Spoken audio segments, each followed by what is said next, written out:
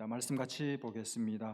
누가복음 7장 18절부터 28절까지 말씀입니다. 신약 성경 누가복음 7장 18절부터 28절까지 신약 성경 101면 즈음에 있습니다. 누가복음 7장 18절부터 28절까지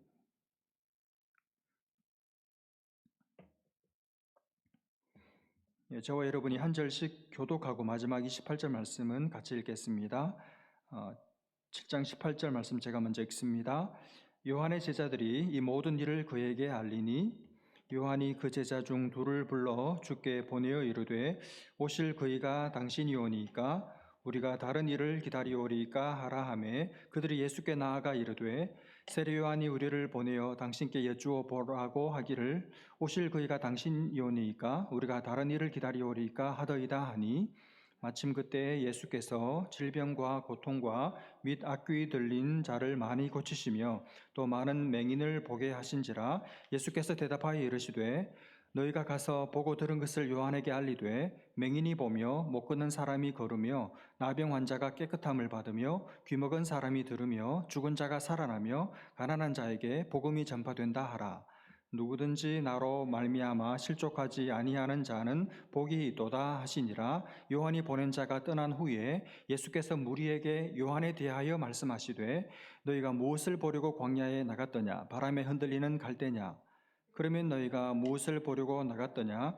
부드러운 옷 입은 사람이냐? 보라, 화려한 옷을 입고 사치하게 지내는 자는 왕궁에 있느니라. 그러면 너희가 무엇을 보려고 나갔더냐? 선지자냐? 옳다. 내가 너희에게 이르노니 선지자보다도 훌륭한 자니라.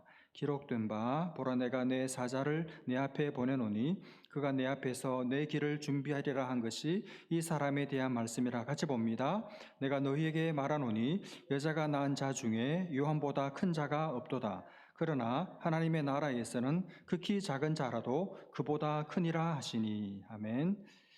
여러분, 신앙생활을 잘 해오다가 어느 순간 내가 믿는 신앙에 어떤 회의가 오고 의심이 생기고 그러다 보니까 신앙생활을 한다는 것이 무슨 의미가 있나? 하나님 믿어서 뭐 하나? 이런 생각이 혹시 드신 적이 없으셨습니까? 그래서 전에 하던 대로 다 하고 있는데 마음이 예전 같지 않아요. 마음이 축 처져 있습니다. 마음이 차가워요. 싸늘합니다. 기쁨도 없고 의욕도 없고 신앙생활을 하는 자체가 귀찮아요. 교회 사람들이 다 꼴보기 싫어요. 이럴 때가 있죠. 이런 것을 흔히 신앙의 회의가 들었다, 신앙의 회의에 빠졌다, 그런 말을 씁니다. 오늘 본문에서 우리가 만나게 되는 사람도 바로 이런 신앙적인 회의에 빠져 있습니다. 그런데 그 사람은 놀랍게도 믿음이 형편없는 사람이 아니라 아주 뛰어난 믿음의 사람, 세례 요한입니다. 어머니 뱃속에 있을 때부터 성령으로 이미 충만했고 직접 예수님께 세례를 베풀기도 했고 예수님으로부터 여자가 낳은 자 중에 이 사람보다 더 큰 이가 없다라는 찬탄을 받을 만큼 믿음이 뛰어났던 사람이 세례 요한이죠. 그런데 그 세례 요한이 지금 깊은 신앙적인 수렁에, 신앙적인 회의에 빠져 있습니다. 일단 여러분 좀 정리하고 가야 할 것 같은데, 여러분 회의가 뭡니까? 회의? 신앙적인 회의란 평소에 확신하고 있었던 기독교의 진리가 잘 믿어지지 않는 것입니다. 의심이 생기고 혹시 지금까지 내가 잘못된 것을 믿고 있었던 게 아닐까? 이런 확신이 흔들리는 것, 그것을 회의라고 말합니다. 그러면 여러분이 회의는 누가 빠질까요? 어떤 사람이 이런 회의에 빠지게 될까요? 믿음 없는 사람들은 회의에 빠지지 않습니다. 어차피 안 믿었으니까, 믿음의 내용도 없었으니까 회의할 것도 없죠. 믿음 없는 사람들은 회의에 빠지지 않아요. 미지근한 신자들, 뺀질이들, 날라리 신자들 회의에 빠지지 않습니다. 어차피 처음부터 열심이 없었으니까, 어차피 처음부터 열심히 안 믿었으니까, 믿음에 확신이 없었으니까 회의할 것도 없죠. 누가 회의에 빠지느냐 하면 누구보다도 하나님에 대한 뜨거운 마음, 불같은 확신을 가지고 주님을 뜨겁게 섬겼던 사람, 예수를 잘 믿던 사람, 믿음 좋은 사람들, 누구보다 더 헌신적인 사람, 말씀을 듣고 말씀대로 살려고 몸부림치는 사람이 여러분 신앙의 회의에 빠지게 됩니다. 지금 세례 요한이 그래요. 여러분 세례 요한 얼마나 믿음 좋은 사람입니까?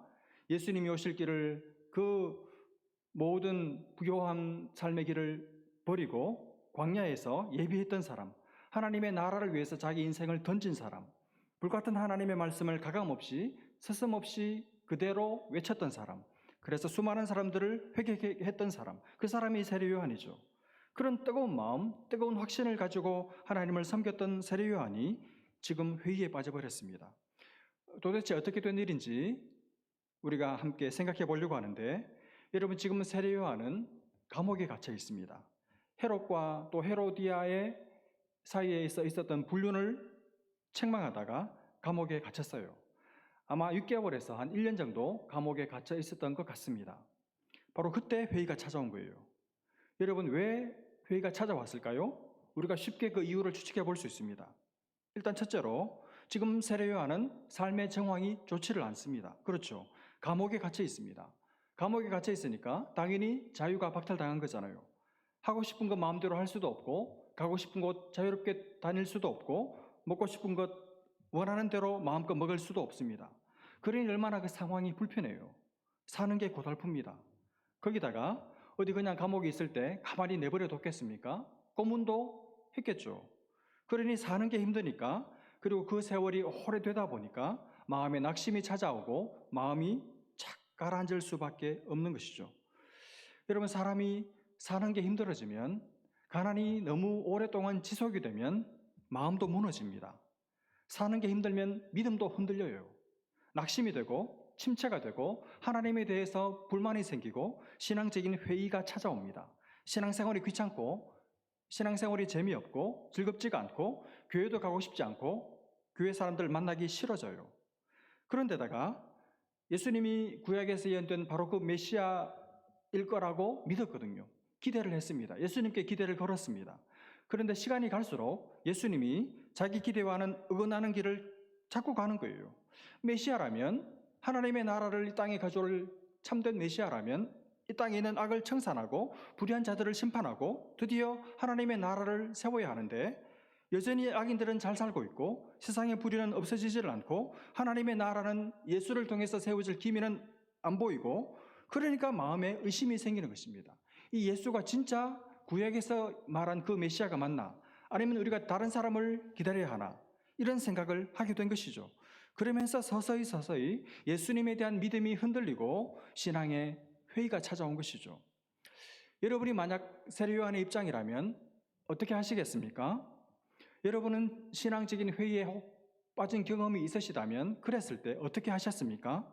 하나님의 존재가 의심이 되고 하나님이 나를 내버려 두시는 것 같고, 무엇을 해도 기쁨이 없고 감격이 없고, 예배를 드려도 찬양을 해도 기도를 해도 말씀을 들어도 속에 불만만 쌓이고, 이럴 때 여러분은 어떻게 하십니까? 지금 여러분 가운데 회의에 빠진 분이 계시다면 어떻게 해야 할까요? 여러분, 세례 요한은 그랬을 때 어떻게 하고 있습니까? 두 가지가 중요한데, 두 가지를 했는데, 먼저 세례 요한은 이런 신앙적인 회의에 빠졌을 때 첫 번째로 혼자 있지 않았습니다. 혼자 있지 않았어요. 이게 중요합니다. 오늘 본문에 보면 세례 요한은 자기가 신앙적인 회의에 빠졌다고 느꼈을 때 제자들 둘을 예수님께 보내죠. 여러분, 제자들 둘을 보냈다는 것은 평소에도 감옥에 있으면서 제자들을 만났다는 뜻이잖아요. 제자들이 찾아왔겠죠. 스승을 위문하고 스승을 위로하기 위해서 방문을 했겠죠. 찾아오는 제자들을 만나서 신앙적인 교제를 나누고 있었다는 말입니다. 이게 중요합니다. 여러분, 신앙의 침체에 떨어졌을 때, 회의에 빠졌을 때 신앙의 교제를 나누고 있는 것이 중요합니다. 여러분, 안 믿어질 때, 마음이 침체될 때, 다 버리고 그냥 뛰쳐나가고 싶을 때 혼자 있지 마시기를 바랍니다. 사람들 보면 자기 신앙이 예전 같지 않고 기쁨도 없고 감격도 다 잃어버리면 그때 사람들은 보통 어떻게 하느냐 하면 혼자 있으려고 그래요. 혼자 그래서 잠수를 탑니다. 어디 갔는지 몰라요. 교회도 안 나오고 어디 있는지 연락도 닿지를 않고 알 수가 없습니다. 잠수를 타요. 적당하게 잠수 타다가 다시 나오면 다행인데 영영 물에서 안 나오는 사람들도 있습니다. 그러면 안 돼요. 여러분, 내 마음이 힘들 때 혼자 있으면 위험합니다. 신앙의 교제를 나누는 사람들과 더 자주 만나야죠. 그래야 다른 사람들의 신앙의 온기, 신앙의 열기를 내가 받아서 다시 일어설 수 있습니다. 여러분, 혼자 있으면 더 식습니다. 혼자 있으면 더 얼어붙어요. 급냉합니다. 혼자 있으면 혼자 힘으로 안 뜨거워져요. 혼자 힘으로 여러분 못 일어납니다. 반드시 다른 사람의 도움을 받아야 합니다. 그러므로 신앙의 회의가 찾아왔을 때 혼자 있지 마세요. 서로 속으로 들어가시기를 바랍니다. 몇 주 전에 이 인근에서 목회하시는 어떤 목사님 한 분을 만났습니다. 이 샌프란에서 담임 목회한 지 18년째 목회를 하고 계셨습니다. 그날 만나서 했던 이야기들은 대부분 힘들고 어렵다는 이야기를 서로 나누었어요. 점점 더 목회하기가 어렵고 재미없고 그런 서로가 공감하는 이야기를 서로 나누면서 한숨을 같이 나누었습니다. 근데 그러면서 이분이 지난 18년을 그래도 견딜 수 있었던 힘이, 버틸 수 있었던 힘이 이것 때문이었다고 말씀하신 게 뭐였냐 하면, 매주 수요일에 목사님들 몇 분과 같이 수요일 오전에 매주 산책을 같이 했다는 거예요. 산책을 하면서 서로 이런저런 자기 이야기, 자기 교회 이야기, 또 교회에서 겪었던 억울했던 일들, 괴로웠던 일들, 마음 아픈 이야기들, 이런 이야기들을 서로 나누면서 위로도 받고, 때로는 그건 목사님이 잘못한 거야, 이런 충고도 듣고, 그러면서 그 매주 수요일 그 모임 때문에 지난 18년을 버틸 수 있었습니다. 그런 이야기를 하시더라고요. 여러분, 맞습니다. 아마 혼자 있었으면 못 견뎠을 거예요. 여러분, 혼자 있으면 못 견딥니다. 혼자 있으면 못 이겨요. 신앙적인 침체에 빠진 사람은, 지금 신앙의 회의에 빠진 사람은 혼자 있으면 안 돼요. 사람을 만나야 됩니다. 사람을 만나서 위로도 받고 충고도 들어야 됩니다. 그래야 다시 일어설 수 있습니다. 그래서 여러분, 우리 청년들, 신혼부부들, 또 우리 주일학교 교사들, 그리고 마드와이즈에서 하는 이 소그룹 모임이 그래서 그렇게 중요한 거예요. 거기 모여 앉아가지고 지난 한 주간 살았던 이야기, 학교 이야기, 직장 이야기, 또 아이들 키우는 이야기, 그런 이야기로 시작했다가 이제 본격적으로 말씀을 같이 공부하고 깨달은 말씀을 서로 같이 나누고, 그러면서 자기가 지금 힘들어하고 있는 거, 고민하고 있는 거, 생각하고 있는 거, 그리고 자기 지금 느끼고 있는 감정, 이런 것들을 그 속에서 솔직하게 나누는 거예요. 여러분, 사실 그걸 나눌 수 있는 모임이 있다는 것 자체가 복입니다. 엄청난 복이죠. 내 이야기를 할 수 있고 내 이야기를 마음을 기울여서, 귀 기울여서 들어주는 사람들이 있다는 게 얼마나 큰 복인지 몰라요. 그게 없어져 보면 그게 얼마나 큰 복이었던가 하는 것을 알 수 있습니다. 그게 없는 사람들은 큰 복을 하나 빼놓고 살고 있는 것이죠. 여러분, 나 혼자 끙끙 앓고 있다가, 나 혼자 생각하고 있다가 그 모임에 와서 그걸 오픈해서 나누면 마치 무엇과 같은가 하면 어깨에 쥐고 있던 무거운 짐을 탁 내려놓는 것 같아요. 그렇게 마음이 홀가분해질 수가 없어요.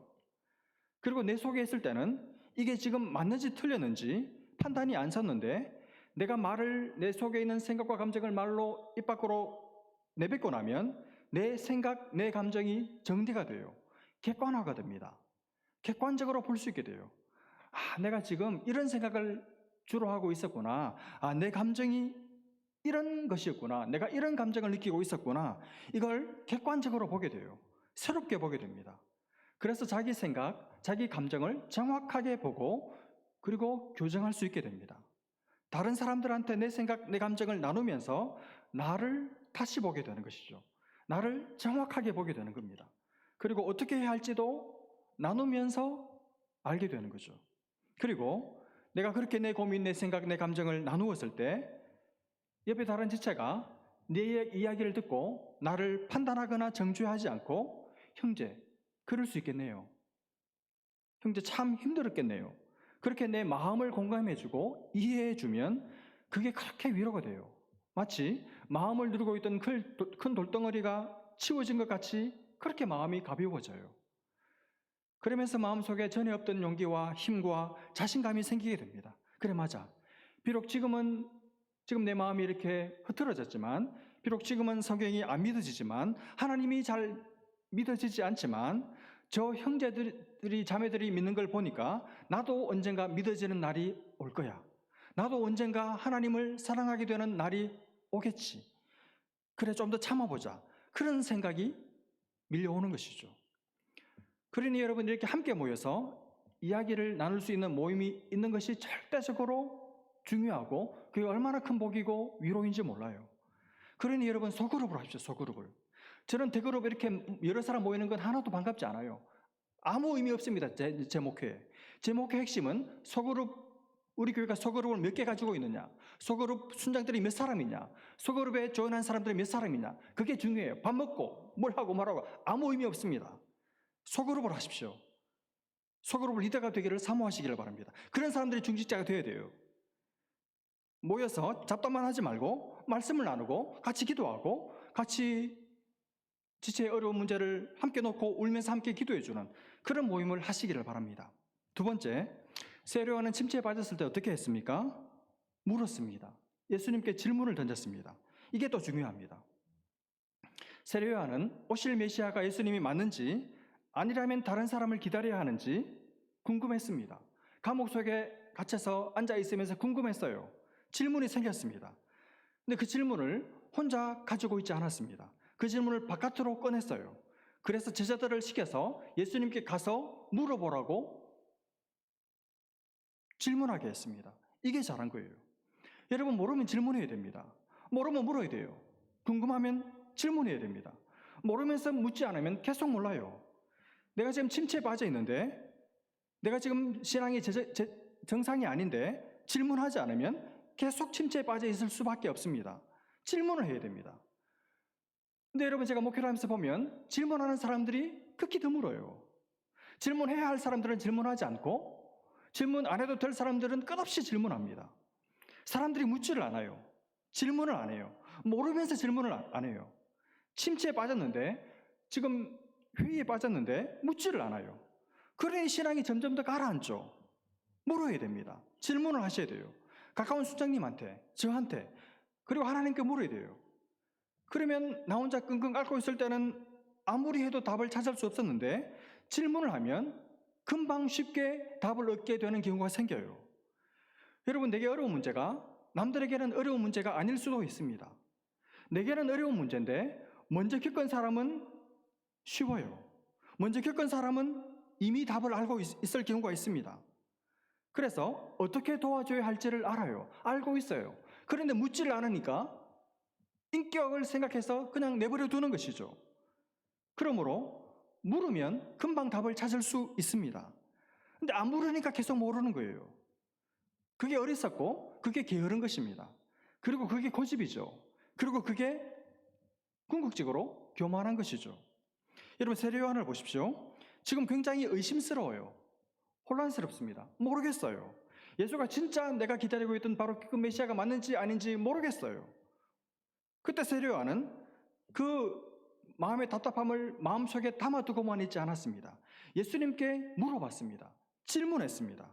이게 잘한 것이죠. 여러분, 이럴 수도 있잖아요.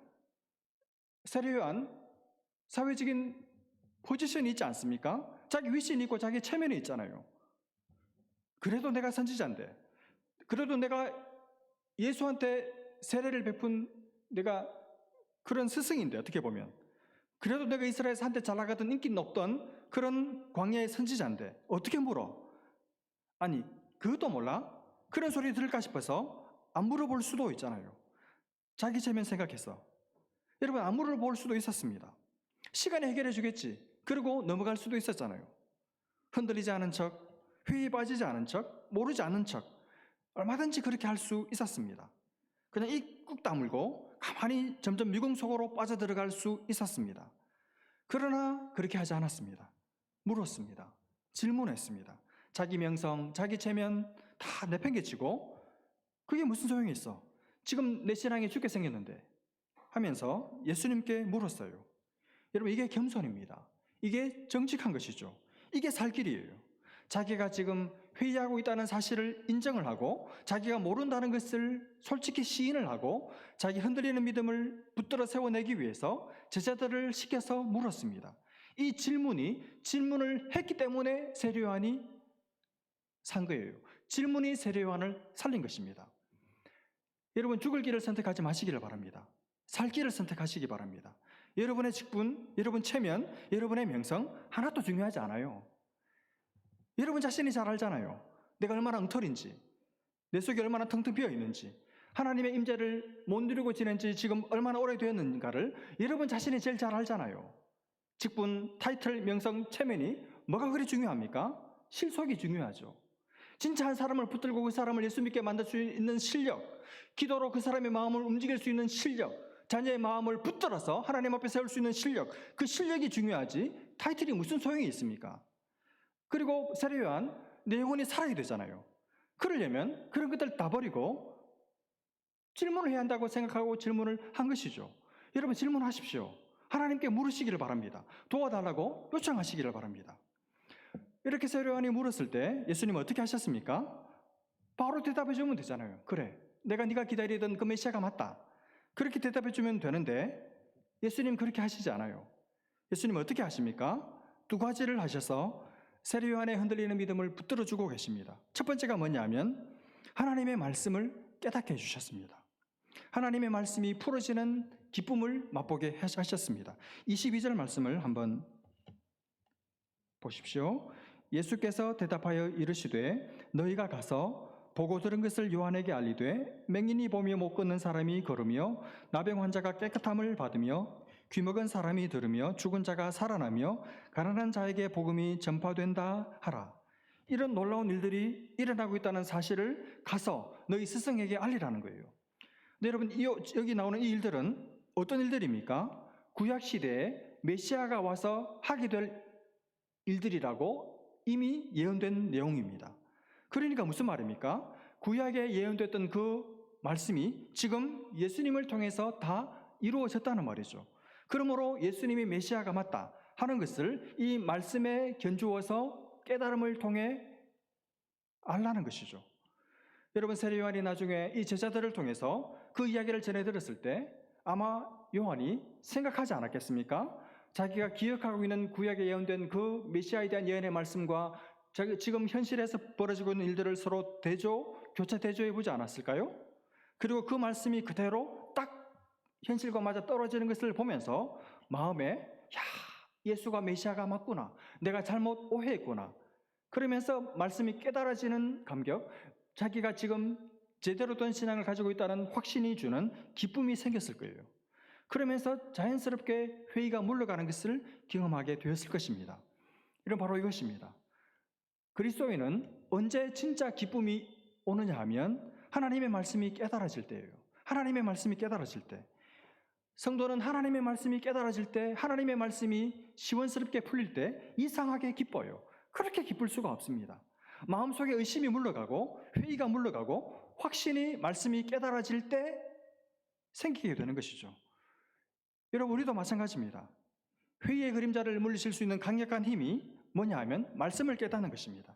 하나님의 말씀이 깨달아질 때 하나님의 말씀이 참이고 하나님의 말씀이 진실이고 하나님의 말씀이 진리라는 것이 점점 나이를 먹어갈수록 삶을 살아갈수록 더 확신 가운데 밀려오게 될 때 말로 다 할 수 없는 기쁨이 생기고 회의가 뭡니까? 점점 더 확신 가운데 더 견고한 신앙을 가지게 되는 것이죠. 그러므로 아직 신앙이 어려운 분들, 믿음에 확신이 없는 분들 성경을 읽으시길 바랍니다. 성경을 많이 읽으세요. 그리고 성경 읽을 때마다 기도하시길 바랍니다. 하나님 저에게 말씀을 읽을 때 깨닫게 하여 주시옵소서.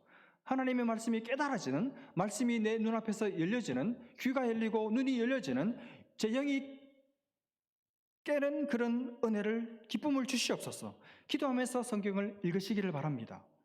어떻게 하든지 말씀을 깨닫는 일이 여러분의 삶에 계속되기를 주님의 이름으로 축복합니다. 그리고 또 어떻게 세례요한의 회의를 물리쳐 주셨습니까? 아주 재미난 방법을 하나 쓰셨는데 그게 뭐냐 하면 뒤에서 세례요한을 칭찬해 주셨습니다. 여러분 이제 스승의 질문을 대신해 드리고 제자들은 돌아갔습니다. 그때 예수님은 이 요한의 제자들을 돌려보내고 나서 무리들에게 세례요한에 대해서 소개를 하세요. 보통 어떤 사람 만나서 그 사람 떠나고 나면 뒤에서 하는 일이 뭡니까? 뒷담화를 하잖아요, 우리는. 예수님은 제자들을 보내놓고 나서 세례 요한을 뒤에서 칭찬하십니다. 뭐라고 칭찬하십니까? 26절을 보십시오. 그러면 너희가 무엇을 보려고 나갔더냐? 선지자냐? 옳다. 내가 너에게 이르노니, 그 다음 뭡니까? 선지자보다도 훌륭한 자니라. 이렇게 세례 요한을 칭찬하세요. 그리고 28절, 내가 너희에게 말하노니 여자가 낳은 자 중에 요한보다 큰 자가 없도다. 거기까지. 여러분, 여자가 낳은 자 중에 요한보다 큰 자가 없도다. 대단한 칭찬이죠. 이런 칭찬을 하셨어요. 근데 그 칭찬을, 중요한 것이 앞에서 하신 것이 아니고 뒤에서 하셨습니다. 세례 요한이 없는 자리에서 세례 요한을 칭찬하셨습니다. 여러분, 이 무리를, 지금 이 예수님이 요한을 칭찬하는 이 말씀을 듣는 사람들 가운데 세례 요한의 제자들도 아마 틀림없이 있었겠죠. 결국 시간 문제지. 언젠가 요한의 귀에 예수님이 자신을 자기 없는 자리에서 뒤에서 칭찬하셨다는 얘기를 요한이 듣게 되겠죠. 그때 세례 요한의 기분이 어떨까요? 마음이 확 풀어졌을 거예요. 여러분, 이런 경험 있으십니까? 내 앞에서 나를 대놓고 칭찬할 때 쑥스럽잖아요. 그리고 때로는 그게 아첨일 수도 있잖아요. 그래서 내 앞에서 하는 내 칭찬 그다지 반갑지 않아요. 정말 기분 좋게 하는 칭찬, 내 영혼에 희열을 던져주고 내 영혼을 춤추게 하는 칭찬은 내가 없을 때 하는 칭찬입니다. 내 뒤에서 하는 칭찬입니다. 그분 정말 좋은 분이야. 그 목사님 아직도 그리워하는 성도들이 많네요. 그런 말을 뒤에서 들을 때, 내가 없는 자리에서 그런 말을 했다고 하는 말을 전해 들을 때 기쁘죠. 위로가 되죠. 내가 헛살지 않았구나. 정말 위로를 받아요. 여러분, 뒤에서 받는 칭찬, 내가 없을 때 사람들이 여러분을 칭찬할 수 있는 그런 복을 누리시기를 주님의 이름으로 축복합니다. 그리고 여러분도 그 사람 없는 곳에서 뒤에서 남을 칭찬하는 훌륭한 사람 되시기를 주님의 이름으로 축복합니다. 나중에 듣고 여러분을 정말 고마워하게 될 거예요. 예수님은 뒤에서 요한을 칭찬함으로 얼어붙었던 요한의 마음을 녹여주셨습니다. 여러분, 말씀을 마무리하겠습니다. 우리는 이 땅을 사는 동안 때로 의심의 안개가 우리를 가리고 근심의 구름이 우리를 덮을 때를 만나게 될 거예요. 아침 안개 눈앞 가리듯. 그러지 않아도 우리의 믿음이 약한데 그 약한 믿음에다가 의심까지 쌓일 때가 있을 것입니다. 믿고 싶은데 믿어지지가 않아서 하나님이 실망스러워서 마음이 무너지는 날도 있을 거예요. 여러분, 괜찮아요. 세례 요한도, 그리고 욥도, 하박국도, 그리고 바울의 아들 같은 목회자 디모데도, 많은 하나님의 사람들도 다 이 길을 통과했습니다. 포기하지 마시기를 바랍니다. 주님께 있는 그대로 다 말씀드리십시오. 그러면 주님 우리를 외면하지 않으시고, 우리를 책망하지 않으시고, 우리를 혼내지 않으시고, 야, 너 그거밖에 안 되냐, 야단치지 않으시고 기다리셨다는 듯이 웃으시면서 부드러운 음성으로 말씀하실 거예요. 아무것도 염려하지 마라. 내가 너를 사랑한다. 너 잘하고 있어. 너 하나로 나는 좋게. 말씀하시면서 위로해 주시고 격려해 주실 것입니다. 여러분, 나의 흔들리는 믿음은 내가 붙들어낼 수가 없습니다. 주님과 주님의 사람들만이 나를 붙들어 줄 수 있어요. 여러분, 이 사실을 믿으시고 주님과 주님의 백성들과 가까이 사시면서 믿음의 삶을 끝까지 즐겁게 기쁨으로 경주하시는 복된 성도들 다 되시기를 주님의 이름으로 축복합니다. 기도하겠습니다. 하나님 아버지, 요한의 흔들리는 모습을 보면서 위로도 받고 또 어떻게 해야 할지를 알게 하셔서 감사합니다.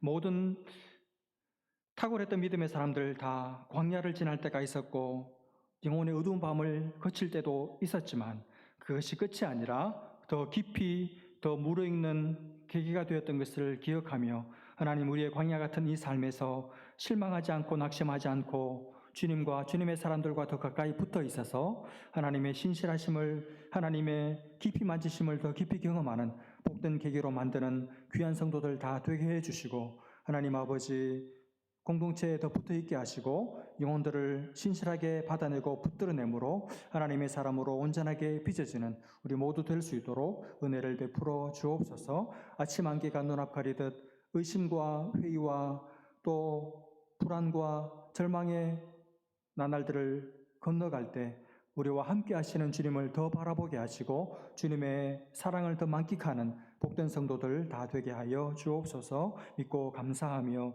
예수님의 이름으로 기도합니다. 아멘.